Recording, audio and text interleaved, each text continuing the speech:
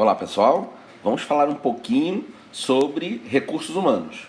A sigla que você vê na tela, RH, é uma sigla muito conhecida, é muito falada exatamente desta forma em relação a um determinado setor dentro das organizações. No entanto, como nós conversamos presencialmente, RH vai para muito além do que um setor. Ele tem um significado importantíssimo, porque ali a gente fala de um recurso. E o que é o recurso, lembra? É uma matéria-prima, é uma necessidade, é um ingrediente, enfim, todos os possíveis sinônimos para se alcançar um determinado objetivo. Que no caso da organização, os objetivos eles são retratados através da missão, visão e dos valores da organização. Através dos valores, de tal forma que os valores são considerados no tratamento, na ação, na atuação do profissional, para que a missão e a visão sejam perfeitamente atendidos. Quem é que promove essas ações, né? São máquinas, são pessoas? Então, são pessoas, às vezes se utilizando de recursos tecnológicos, mas vamos focar nas pessoas. Então, as pessoas, elas são estes recursos que as empresas se utilizam para, de acordo com a sua missão, alcançar a sua visão, atuando, trabalhando sempre com base naqueles valores que estão explicitamente, muitas das vezes, divulgados nas organizações. Ok, pessoal? Bom, e aí nós temos que falar sobre, agora, o departamento. O departamento Recursos Humanos, ele tem diversas atividades, também muito conhecidas por nós. Atividades essas como recrutamento e seleção, treinamento e desenvolvimento, benefícios e também avaliação de desempenho. E não para por aí, tudo bem?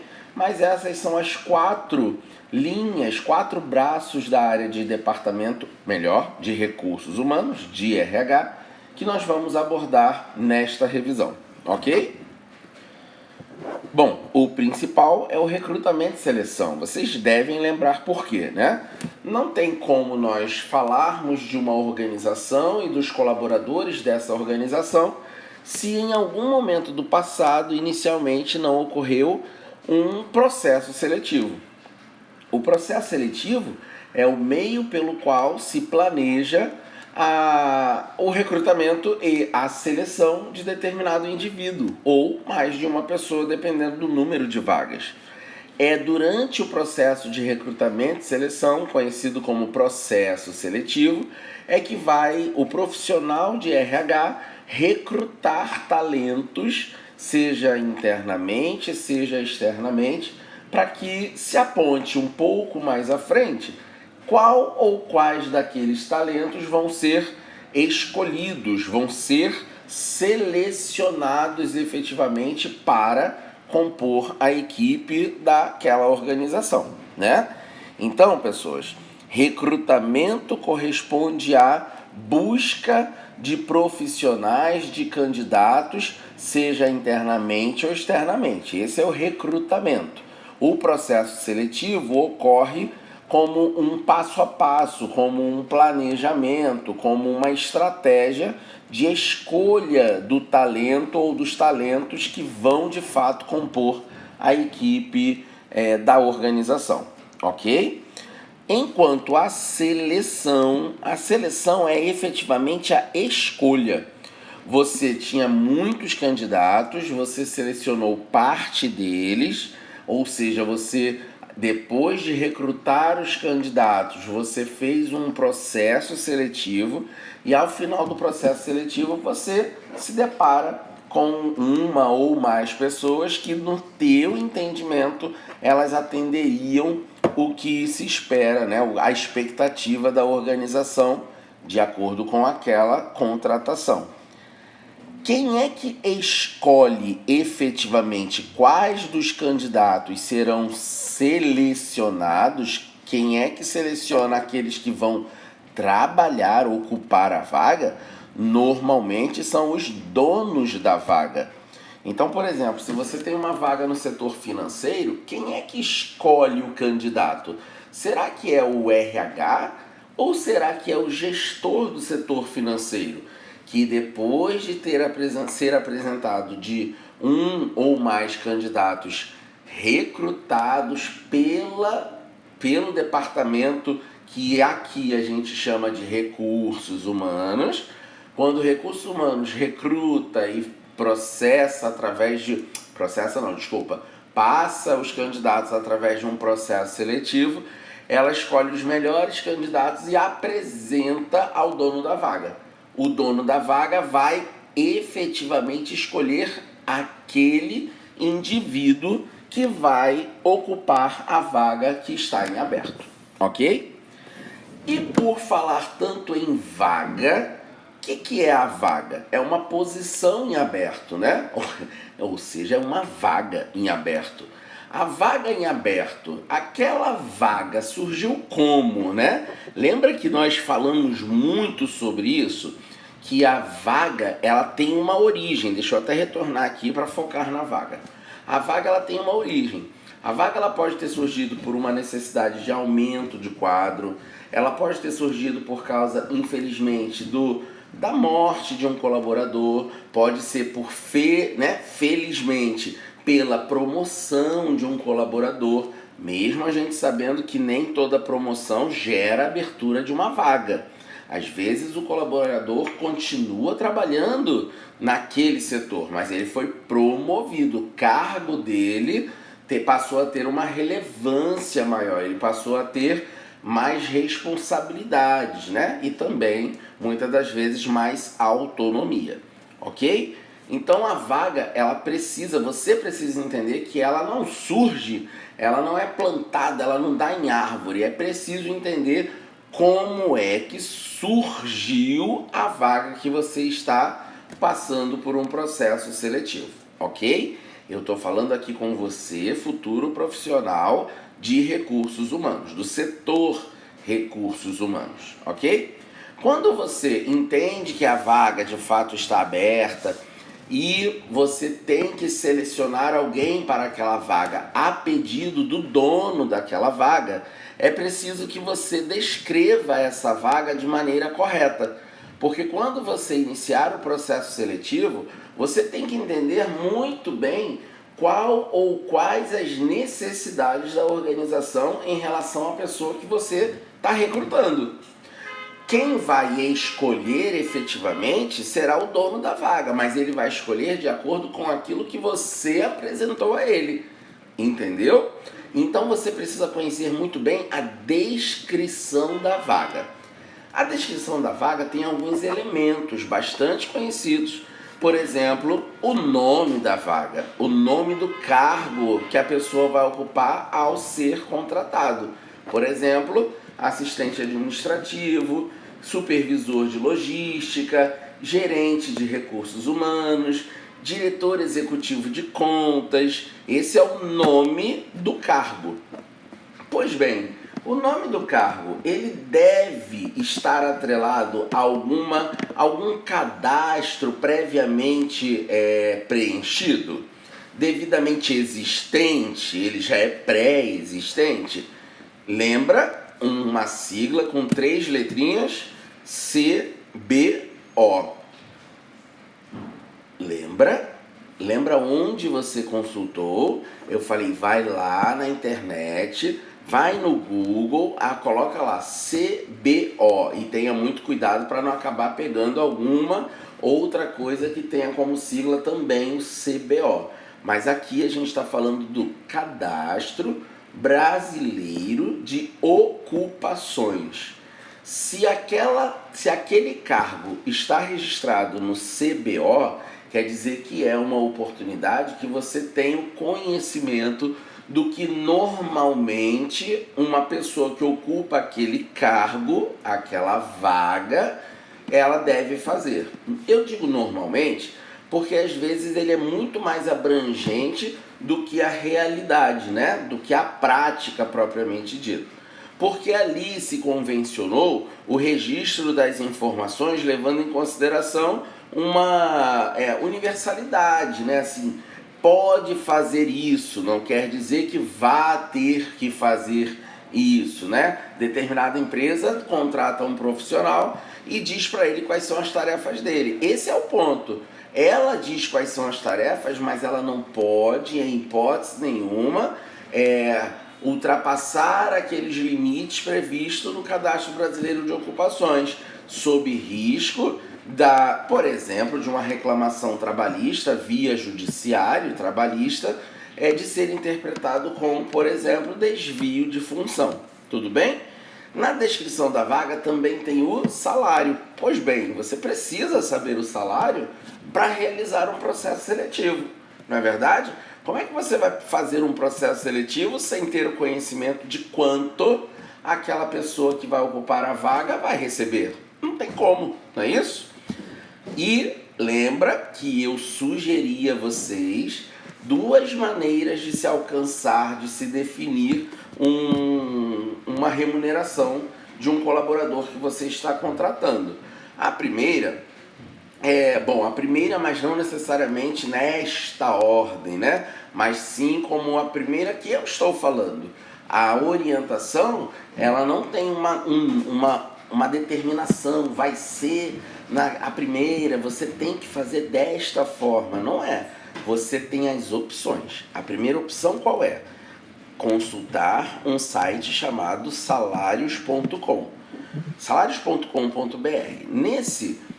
Esse site é um site que é participativo, ele é colaborativo, porque ele é alimentado muito semelhante ao que a gente vê, por exemplo, no GPS, naquele aplicativo Waze, que as pessoas vão e sinalizam quando o trânsito está bom, quando o trânsito está ruim, se tem uma blitz, se tem um buraco, se a via está interditada. É semelhante a isso, mas quais são os dados que são colocados no salários.com?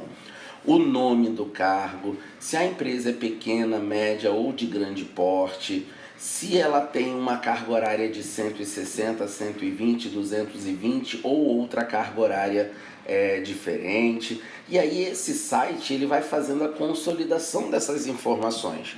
Quando você acessa o site e diz claro que você vai alimentar, né, as informações que você quer, um filtro. Quando você filtra, quero saber quanto ganha um supervisor administrativo em uma empresa de pequeno porte, na região da Baixada Fluminense Carioca, em Duque de Caxias, e que esse funcionário trabalhe 180 horas. O próprio site vai te dar um norte, uma orientação. Você tem que seguir aquela orientação? Não, mas vamos lá. Vamos fazer outra comparação, ou melhor, voltar naquela comparação.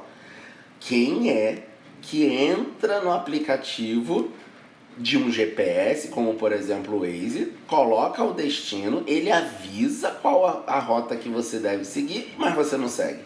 Normalmente a gente segue, né? A não ser que a gente conheça muito bem e queira arriscar uma outra rota. É a mesma coisa com salários.com. Ele diz para você, olha, a média salarial é de R$ 2.800. Ora, então você pode o quê? Compor o salário que você bem entender. A segunda dica é a seguinte: se você não confia tanto no salários.com, por ele ser um site colaborativo e não oficial, então você deve começar a aumentar o seu ciclo de amizades, o seu networking.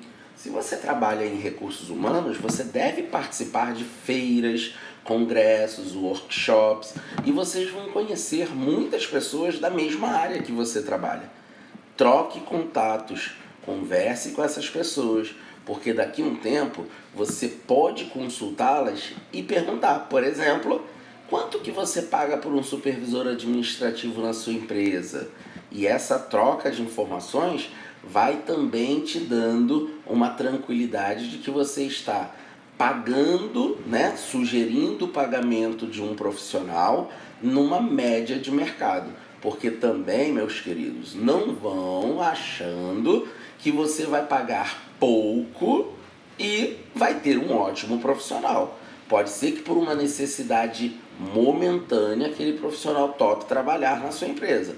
No entanto, Logo que aparecer alguém pagando um justo salário que apresente bons benefícios, lamento te dizer, você vai ficar na mão. Então, pensa nisso quando você for propor um salário para uma determinada função. Bom, então nós já falamos do CBO, Cadastro Brasileiro de Ocupações, já falamos do salário e agora a gente rapidamente fala de benefícios. Benefícios, todos nós sabemos do que se trata, mas a gente precisa classificá-los de duas maneiras: benefícios espontâneos e benefícios legais, ou benefícios obrigatórios e não obrigatórios. Quais são os benefícios legais ou obrigatórios? Aqueles que estão previstos na legislação. Um ponto para quem me disser agora, mesmo que eu não esteja ouvindo, vou entender aqui se você acertou. Uma sigla de 3 letras que corresponda à legislação trabalhista brasileira. Valendo! Você acertou, eu tenho certeza que você acertou. Você falou CLT, que quer dizer Consolidação das Leis Trabalhistas. Talvez você tenha falado Consolidação das Leis do Trabalho. Olha, eu diria que é uma possibilidade, mas o nome técnico é Consolidação das Leis Trabalhistas. Combinado? Então, os benefícios que estiverem previstos na CLT são os benefícios legais, os benefícios obrigatórios. E lá nessa mesma legislação, ele diz quais são os requisitos, quais são as regras para você obter e ter a manutenção daquele benefício. Agora, se a sua empresa quer oferecer algo para além do que está previsto na CLT, ela pode oferecer, é óbvio que ela pode. E aí ela vai chamar esse benefício não mais de benefício legal ou obrigatório, ela vai chamar de benefícios espontâneos, porque por mera liberalidade, por ser espontâneo por parte da organização, ela está te oferecendo o benefício, ninguém a obrigou, compreende? Óbvio que aqui a gente tem que lembrar que quando existe, por exemplo, uma determinação judicial, quando existe um acordo coletivo, a força que tem um acordo coletivo é igual a uma lei. A gente até costuma falar que acordo coletivo faz lei entre as partes. Eu não posso pegar um acordo coletivo de uma classe trabalhadora, por exemplo, de professores, e querer implantar estas mesmas normas em uma equipe de segurança, por exemplo, porque é uma categoria profissional diferente. Mas se o sindicato, se um órgão representativo, um conselho, determina através de um alinhamento, que determinada categoria profissional tenha que ter determinado benefício, mesmo não previsto na CLT, não importa, porque existiu um acordo e acordo entre partes faz lei. Beleza, gente? Você apertou a mão, combinou alguma coisa, você tem que cumprir. É a mesma coisa de um acordo coletivo, até que termine a vigência daquele documento, daquele combinado. Beleza? Não se esqueçam que um benefício espontâneo precisa ter regras claras. E essas regras, em hipótese nenhuma, podem ferir a legislação. Vamos dar um exemplo? Você pode não descontar o vale-transporte do seu funcionário, apesar da lei te autorizar a descontar até 6% da remuneração base dele. Quando você oferece a possibilidade de não descontar o vale-transporte, isso se chama benefício espontâneo. Você não desconta porque você decidiu não descontar. E você pode criar regras. Você diz para o funcionário: para eu não descontar o seu contra-cheque, no seu contra-cheque o valor referente aos 6% do vale-transporte, você não pode faltar nunca. Claro que é dentro de todos os períodos, né, gente? Porque se você não desconta nesse mês, no mês que vem você não pode descontar retroativo. Pois bem, então, o que eu quero dizer com isso? Você não pode ferir a lei. Uma coisa é você dizer, você não pode faltar nunca, porque isso não passa nem supera a obrigação do próprio colaborador. Ele não deve faltar. Só que às vezes ele falta. Uma vez que você cria um benefício espontâneo dizendo você tem direito a isso, desde que você não falte, o funcionário vai pensar 17 milhões de vezes antes de faltar. Compreende? Então você vai criando esses benefícios espontâneos para aproximar esse colaborador cada vez mais da missão, visão, através dos valores da sua organização. Beleza, gente? Então terminamos aí também benefícios e seus requisitos. Vamos avançar. Quando você tem a existência da vaga, você abriu a vaga, você tem que decidir se o seu recrutamento será através de um processo seletivo interno ou externo. O processo seletivo interno é quando você busca profissionais para ocupar determinada vaga, mas ele já existe dentro da sua organização. Ele já é um funcionário, então é um recrutamento interno. Quando você busca um profissional que não está no seu quadro de funcionários, você admite, portanto, a contratação de uma pessoa que vem de fora. A isso se dá o nome de recrutamento externo. Tudo bem? Avançando, você quando abre um processo seletivo, você tem que deixar claro, apesar de muitas organizações não deixarem claro, mas você está aprendendo o que deve fazer. Lá na prática, depois você resolve se vai fazer o certo ou mais ou menos o certo. Porque existe a necessidade de você dar transparência ao processo, ao cronograma da organização, ao cronograma relativo ao processo seletivo. O que isso quer dizer? Eu vou publicar a vaga hoje, vou receber currículo até sábado, na terça-feira eu dou um feedback, na quinta-feira eu faço uma entrevista, na outra segunda uma dinâmica e na quarta-feira posterior uma entrevista com o gestor, que é o dono da vaga. Percebeu? Eu dei um cronômetro para esse processo seletivo. Eu preciso fazer cumprir estas etapas de acordo com esses prazos que eu determinei. E olha, deixa eu contar uma coisa para vocês. Cronograma é uma coisa que se faz em parceria com o dono da vaga. Porque também, pense, o dono da vaga te pede para você abrir um processo seletivo para uma vaga de supervisor administrativo. Se você não alinha com ele quando que vai começar e quando que vai terminar, mas é muito grande a chance de você ter um problema. Porque amanhã ele vai bater na sua porta e vai falar assim, cadê o funcionário novo? E aí você vai se deparar com a realidade crua, nua e crua, de que você precisava ter alinhado com ele quando que você ia publicar e quais seriam os próximos passos, para ele entender, para que ele não criasse expectativas que não pudessem ser atendidas. Falhou você, mas também falhou ele. Considerando que essa atividade é de sua responsabilidade, adivinha quem falhou mais? Pois bem, vamos então falar de uma coisa que algumas pessoas nem sabem do que se tratam, porque nunca receberam. E essa palavra é feedback. Feedback em um processo seletivo quer dizer um retorno, uma resposta, uma forma de dizer para o funcionário, ou melhor, para o candidato, se ele está se saindo bem ou se ele não está se saindo bem. Isso não se resume a uma conversa, tá, gente? Geralmente isso não acontece mesmo.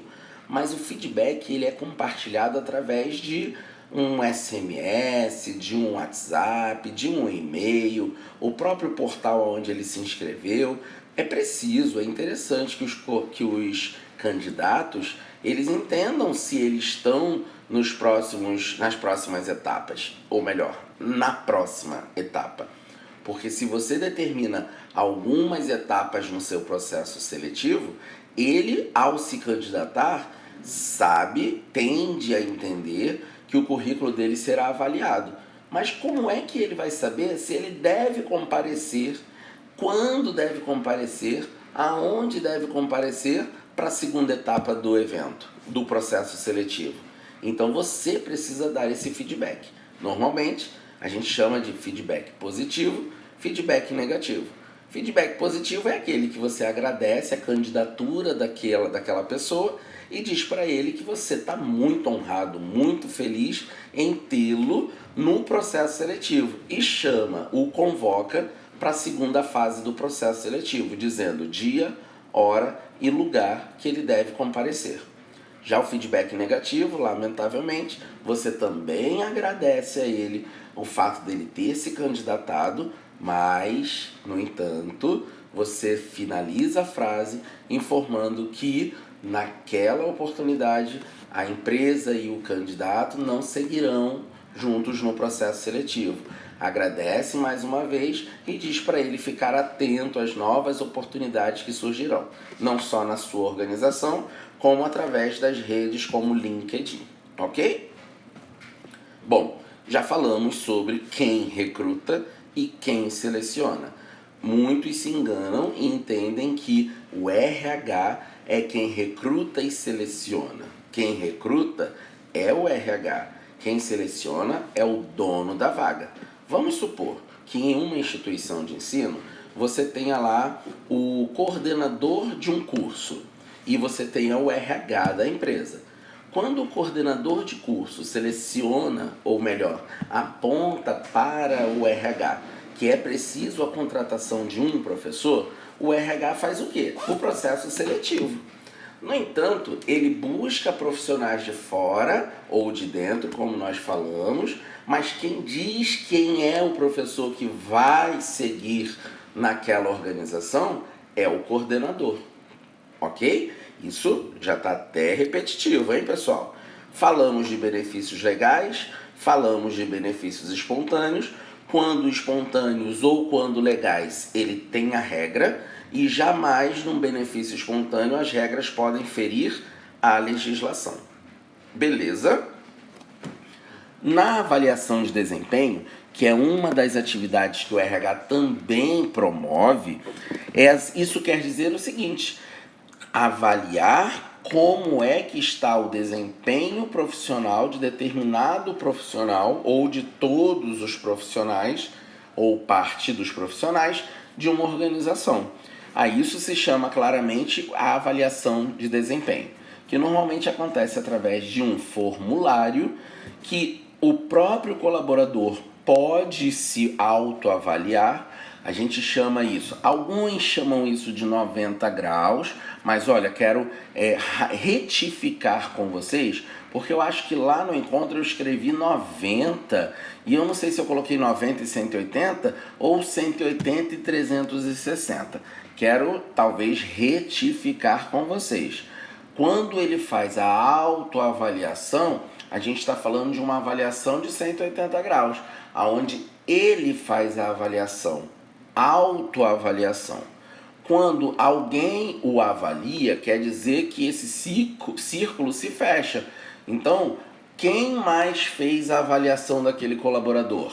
Tantas pessoas, de repente só uma pessoa, só o gestor, só o colega de trabalho. A este tipo de avaliação chamamos de avaliação 360 graus, ok? Nesta avaliação vai se verificar o que? Os indicadores de desempenho.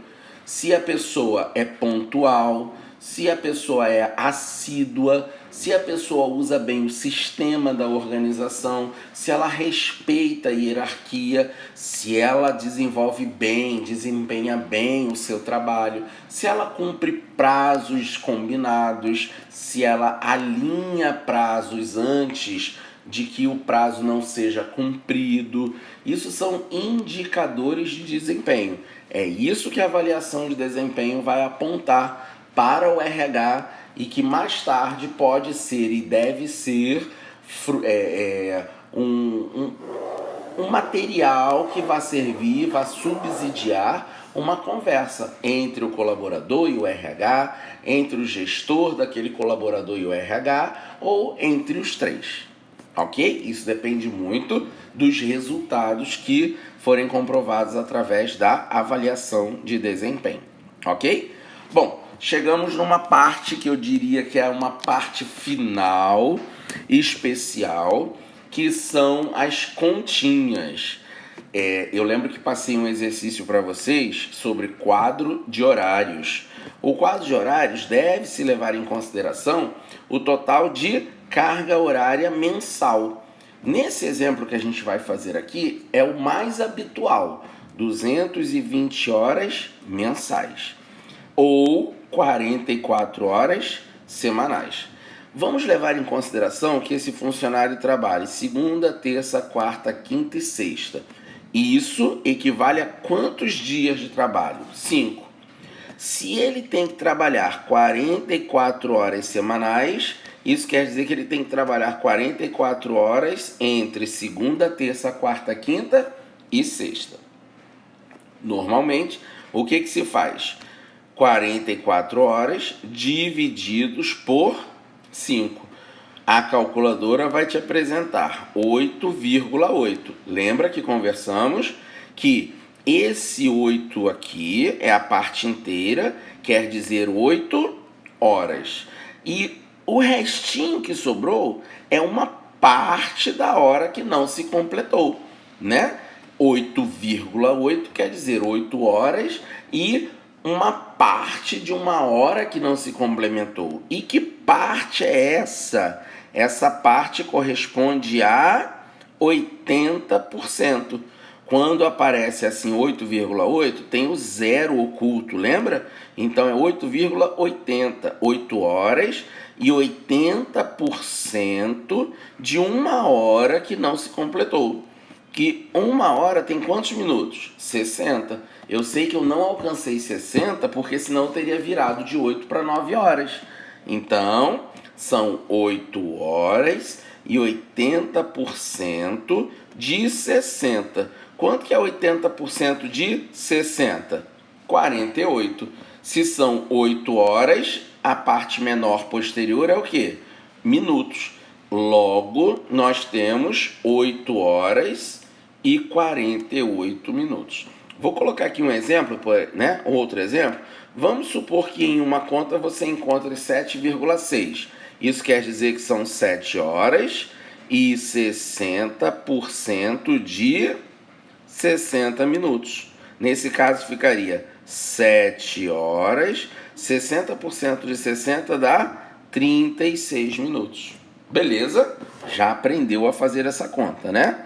Agora, olha a hipótese. Vamos voltar. Já que esse funcionário tem que trabalhar 8 horas e 48 minutos por dia, temos aqui, segunda vai trabalhar essa quantidade de horas e daí por diante. O funcionário, ele trabalha 8 horas e 48 e por esse motivo, a partir da sexta hora, já garantiu a ele o quê? A hora de intervalo. Lembra o nome desse intervalo, que a gente conhece muito como hora de almoço?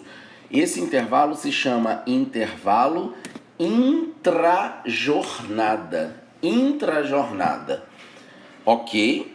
Então, se na hipótese esse funcionário entrar 7 horas da manhã, eu tenho que dizer que o horário dele de saída deve ser mais 8 horas e 48 de trabalho, mais 1 hora de almoço.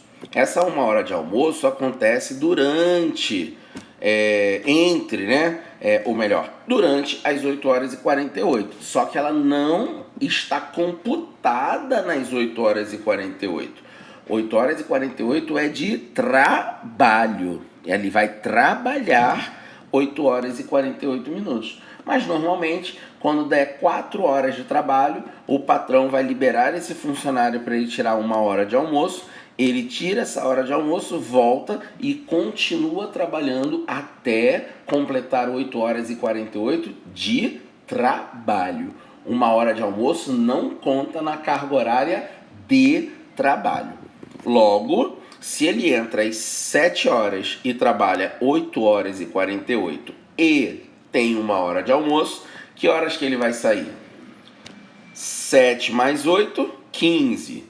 15 mais 1, 16. 16 mais 48, 16 horas e 48 minutos. Ou seja, 4h48 da tarde é o horário que ele vai sair.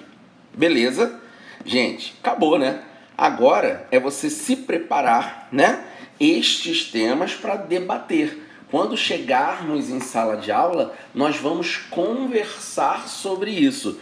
Eu havia falado de uma dinâmica e eu não sei como vocês enxergaram essa dinâmica. Eu pretendia fazer até uma dinâmica diferente, mas como o número de alunos ainda é reduzido, nós vamos fazer uma roda de conversa em que nessa roda de conversa, ao surgirem dúvidas, essas dúvidas serão direcionadas a vocês, para que vocês me ajudem a responder as questões relacionadas a esta revisão, ok? Pessoal, um grande abraço, espero ter contribuído com o aprendizado de vocês em relação a recursos humanos. Se você não compreendeu uma ou mais coisas desse vídeo, sugiro que você retorne-o, assista novamente com muita cautela e aí sim, espero realmente que você compreenda todas as etapas. Ainda assim, caso não aconteça, utilize a internet como uma fonte secundária, complementar aos estudos, ok? Um grande abraço, pessoal, e até daqui a pouco. Tchau, tchau.